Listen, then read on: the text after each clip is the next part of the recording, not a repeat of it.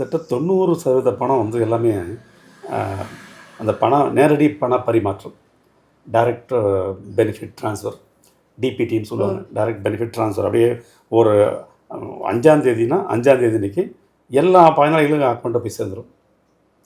Okay. அதனால் வந்து இதில் வந்து அவங்களுக்கு தெரியறதுக்கு முன்னாடியே எங்களுக்கு ரிசல்ட் வந்துடும். ஏன்னா டிபிடின்றது நம்ம department of pay and account office இருக்குது. அங்கே மூலமாக நம்ம அனுப்பும்போது இன்றைக்கி எத்தனை அக்கௌண்ட்டில் பணம் போய் சேர்ந்தது, எதில் வந்து ரிஜெக்ட் ஆச்சுன்றது நமக்கு தெரியும். ரிஜெக்ட் ஆச்சுன்னா திருப்பி இன்னொரு தடவை ட்ரை பண்ணுவாங்க. அதனால் அதாவது மகளிருக்கு முதியோர் ஓய்வூதியம், மகளிருக்கு உரிமை தொகை, இந்த மாதிரி மீனவர் சமுதாய மக்களுக்கு ஓய்வூதிய தொகை, இவங்களுக்கு வந்து ஊனமுற்றோருக்கு அரிசிக்கு பணம் போடுறது. இப்போ தான் அரிசி போடுறோம். முதல்ல அரிசி பணம் போடுறது, மத்திய அரசினுடைய அரிசிக்கு பணம் போடுறது.